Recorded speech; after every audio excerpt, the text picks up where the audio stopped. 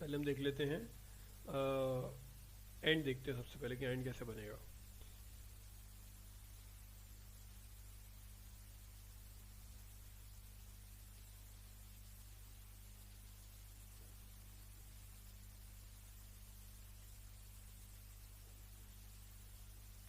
ये हमने to input and gate बनाया है। टू इनपुट का मतलब ये, मान लीजिए ए है हमारा, मैं इसको नेम दे देता हूँ।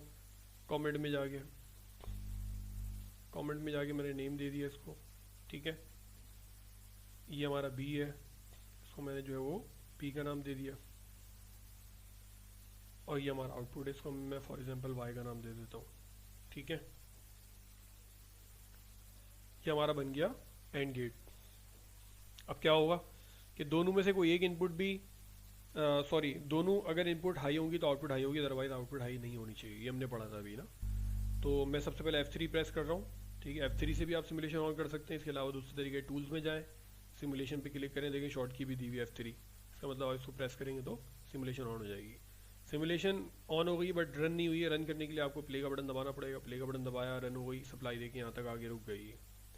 अब देखिए मैं क्या करता हूँ, सबसे पहले आपकी फर्स्ट कंडीशन को टेस्ट करते हैं। कंडीशन में क्या पड़ी जी, देखें फर्स्ट कंडीशन में दोनों को जीरो दे तो आउटपुट देखें क्या आ रही है। तो मैंने क्या करा, दोनों पे जीरो रखा हुआ, इसका मतलब दोनों ऑफ है, तो आउटपुट भी क्या आ रही है, जीरो आ रही है, यानी ऑफ है, ठीक है। अब मैं सेकंड कंडीशन देखता हूँ। सेकंड कंडीशन कह रही है कि ए पे जीरो, बी पे वन। तो मैं ए पे जीरो रखता हूँ, बी पे वन दे देता हूँ, यानी बी को ऑन कर देता हूँ। बट स्टिल आउटपुट क्या है, हाई नहीं हो रही, यानी कि ऑफ है। तो स्टिल क्या आ रहा है, जीरो आ रहा है, जो हमने पढ़ा था वैसे ही हो रहा है। सेकंड कंडीशन में भी जीरो आ रहा है। थर्ड कंडीशन में देखें, ए पे वन दिया हुआ है, बी पे जीरो दिया हुआ है। हम ये करके देख लेते हैं। ए पे वन कर दिया बट बी पे जीरो है, स्टिल आउटपुट जीरो आ रही है, ठीक है। उसके बाद मैंने क्या करा, ए पे भी वन और बी पे भी वन कर देता हूँ, तो देखिए आउटपुट हाई हो गई। पता ही चला कि आपका जो फोर्थ केस है 1 1, उस कंडीशन में खाली आउटपुट वन आएगी, बाकी तमाम कंडीशन में जीरो आएगी। क्योंकि हमने पढ़ा था कि एंड गेट में आउटपुट उस वक्त तक हाई नहीं होती जब तक तमाम इनपुट्स हाई ना हो जाए, ठीक है। तो इसी बात को मज़ीद क्लैरिफाई करने के लिए मैं क्या करूँगा, आपको जो है वो इसके अंदर एक और इनपुट आगे दिखाऊंगा ताकि आपको ये बात समझ में आए। तो अच्छा, इसको मज़ीद एडिट करना है हमने, तो क्या करते हैं, F3 को दोबारा प्रेस करेंगे सिमुलेशन कैंसिल करने के लिए। सिमुलेशन कैंसिल हो गई, देखिए विंडो गायब हो गई वाली। अब क्या करेंगे, इसको थोड़ी सी जगह बनाएंगे यहाँ पे, ठीक है। कनेक्ट पे क्लिक कर देते हैं अपना, सॉरी इसको कर देते हैं डिलीट।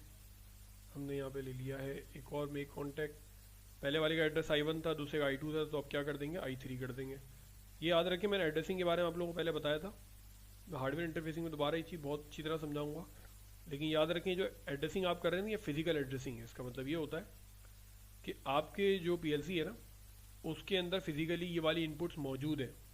जिस तरह कॉन्टेक्टर्स आपने देखे, रिले देखी, उसमें नट्स लगे हुए होते हैं आपके पास ना, स्क्रूज आपके पास लगे हुए होते हैं, टर्मिनल्स होते हैं बने हुए, बाकायदा इस तरीके से PLC में टर्मिनल बने हुए होते हैं, और टर्मिनल पे एड्रेसिंग लिखी हुई होती है।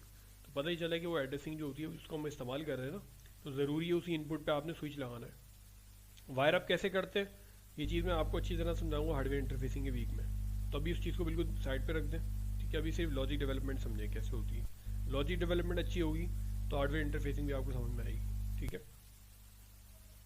मैंने इस पर क्लिक किया, डबल कमेंट डाल देता हूँ। मैंने पहले वाले का नाम A रखा है, इसका नाम B रखा है, इसको C कर देता हूँ, ठीक है।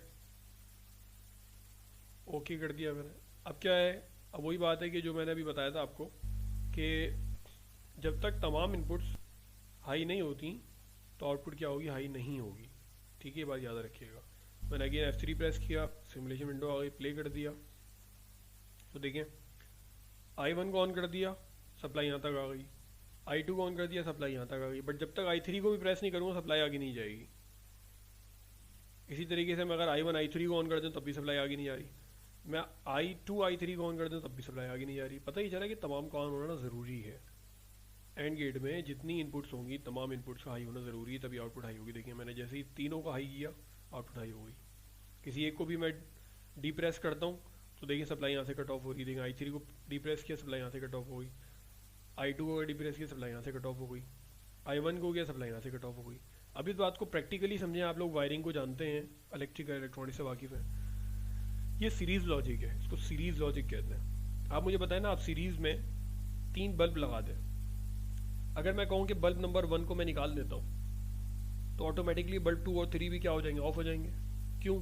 क्योंकि बल्ब 1 से ही करंट पास होके जा रहा था बल्ब 2 को, बल्ब 2 से जा रहा था बल्ब 3 को, तो वही चीज़ यहाँ पे हो रही है।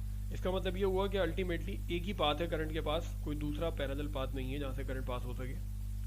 तो करंट जो है ना वो एक ही पाथ से गुजर रहा है, लिहाजा अगर वो पाथ ब्रेक होगा तो करंट आगे नहीं जा सकता।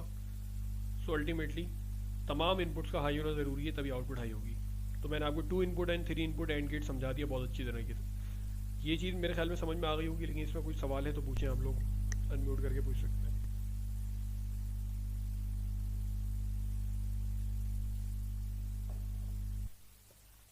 मैं समझा देता हूँ कैसे होगा ये। देखिए इसको इस तरह समझें प्रैक्टिकली ना, हमने कंडीशन को ध्यान में रखेंगे ना तो हमें लॉजिक डेवलपमेंट में आसानी होगी। लॉजिक डेवलपमेंट इसी को कहते हैं, ठीक है। हमने कहा कि भाई एंड गेट की कंडीशन ये है कि जब तमाम इनपुट्स हाई हो तो आउटपुट हाई हो। तो हमने क्या करा, तमाम स्विचेस को लगा दिया सीरीज में। हमें पता है कि कोई एक स्विच भी अगर बाहर निकल गया, इसका मतलब ओपन हो गया, तो सप्लाई पास नहीं होगी। इट मीन्स दैट कि आपकी आउटपुट जो है एनर्जाइज नहीं होगी, ठीक है। जैसा कि ये वाले केस में हो रहा था, एंड गेट के केस में मैंने आपको 2 इनपुट में भी दिखाया, 3 इनपुट में भी दिखाया, मल्टी इनपुट में भी जितने भी इनपुट से बना लेंगे आप सबको सीरीज में लगाते जाएंगे तो ये होगा। जब तक कि तमाम इनपुट को हाई नहीं करेंगे आउटपुट हाई नहीं होगी।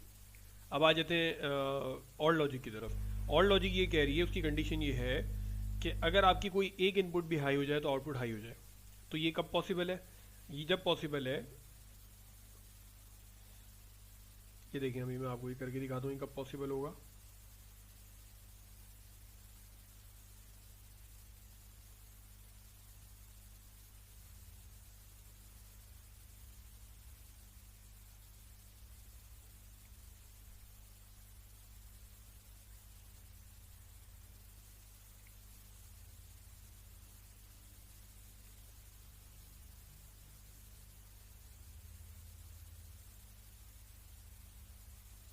देखिए अभी मैंने क्या किया, तीनों को लगा दिया है पैरेलल में। वहाँ पे हमने सीरीज में लगाए थे, यहाँ पैरेलल में लगाएंगे, ठीक है। सीरीज पैरेलल आप जानते हैं क्या होता है, बहुत सिंपल सी चीज़ है। तो सीरीज पैरेलल का फ़ायदा क्या होता है, सीरीज पैरेलल का सबसे बड़ा फ़ायदा ये होता है कि सीरीज में क्या होता है कि जब आपने स्विचेस को लगाया हुआ होता है तो जब तक आप तमाम स्विचेस को ऑन नहीं कर देते आपकी आउटपुट जो है वो हाई नहीं होती, क्योंकि करंट के लिए एक ही पाथ होता है। बट पैरेलल में ऐसा नहीं होता, पैरेलल में आपके पास करंट के बाद मल्टीपल पाथ होते हैं। तो एक पाथ से नहीं जाएगा दूसरे पाथ से जा सकता है, दूसरे से नहीं जाएगा तीसरे से, जितने पाथ आपने बनाए हैं उतने पाथ से करंट पास हो सकता है। तो देखें इसको मैंने F3 दबाया, सिमुलेट हो गया, प्ले कर दिया, ठीक है। अब मैं अगर I1 भी ऑन करता हूँ खाली तो क्या होगा, आउटपुट हाई हो जाएगी। देखें क्योंकि सप्लाई यहाँ से सीधी जाएगी Q1 में मिल जाएगी, सिर्फ I1 को हाई करने में सप्लाई जो है वो चली गई और Q1 हाई हो गया। I2 और I3 स्टिल जो है वो 0 है। देखें इसी तरीके से I2 को हाई करता हूँ तब भी सप्लाई चली गई इसको, इसी तरीके से I3 को हाई करता हूँ तब भी सप्लाई चली गई। अब किसी दो को करता हूँ तब भी सप्लाई जा रही है, तीनों को कर देता हूँ तब भी जा रही है। इसका मतलब ये हुआ कोई एक इनपुट भी हाई होगा तो आउटपुट हाई हो जाएगा। दिस इज कॉल्ड और लॉजिक और पैरेलल लॉजिक, ठीक है। ये पैरेलल लॉजिक या और लॉजिक कहलाती है। इसके अंदर क्या होता है, कोई एक भी आपका जो है वो ऑन होगा तो आउटपुट ऑन हो जाएगा, ठीक है। यहाँ तक कोई सवाल किसी का, आगे आगे चले हम, ठीक है। तो हमने और भी देख लिया, अब हम देखते हैं नॉट क्या होता है, ठीक है। नॉट को हम ज़रा देखेंगे, नॉट क्या होता है। नॉट के अंदर मैंने बताया था जब आप 0 देंगे तो 1 मिलेगा, 1 देंगे तो 0 मिलेगा। इसका क्या मतलब होता है, इसका मतलब ये होता है कि इसको ऐसे समझें आप, मगर इनको हटा देता हूँ, ठीक है।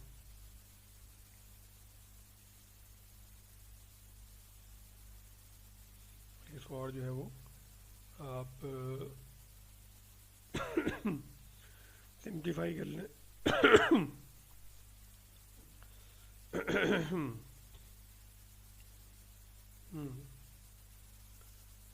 ये हमने जो है वो नॉट गेट बनाया, नॉट गेट। नॉट गेट में क्या होता है, इनपुट अगर 0 होगी तो आउटपुट 1 होगी, इनपुट अगर 1 होगी तो आउटपुट 0 होगी। इसका क्या मतलब है, इसको हम जो है सिमुलेट करके देखते हैं। मैंने F3 दबा दी, सिमुलेट हो गया, इसको प्ले कर दिया। देखिए अभी मैंने बटन को प्रेस नहीं किया है बट स्टिल आउटपुट पे क्या आ रहा है, 1 आ रहा है। इसका मतलब जब मैं, देखिए स्विच ऑफ है, इसका मतलब मैं क्या दे रहा हूँ, इनपुट पे 0 दे रहा हूँ तो आउटपुट पे क्या आ रहा है, 1 आ रहा है। इनपुट पे अगर मैं 1 दूंगा तो आउटपुट पे क्या आ जाएगा, 0 आ जाएगा। क्योंकि ये NC कॉन्टैक्ट है। अब समझ में आ रहा है आपको कि NC कॉन्टैक्ट कहाँ इस्तेमाल होता है। तो NC कॉन्टैक्ट का इस्तेमाल नॉट गेट के लिए होता है, और जहाँ पे भी आपने नेगेशन करनी होती है लॉजिक में वहाँ पे आप इस्तेमाल करते हैं NC कॉन्टैक्ट का, ठीक है। जहाँ पे आपने क्या करनी होती है, नेगेशन करनी होती है, नेगेट करना होता है, उसके लिए आप क्या करते हैं, एनसी कॉन्टैक्ट का इस्तेमाल करते हैं, ठीक है। तो इसी तरीके से मैं दोबारा से कर देता हूँ। मैंने उसको क्या कर दिया, 0 कर दिया, आउटपुट में 1 आ गया, मैंने आउटपुट में 1 किया, यहाँ पे क्या आ गया, 0 आ गया। तो this is called not gate. अच्छा, अब हम क्या करते हैं कि बाकी के लॉजिक गेट जो हमारे पास है ना वो हम बना लेते हैं, ठीक है।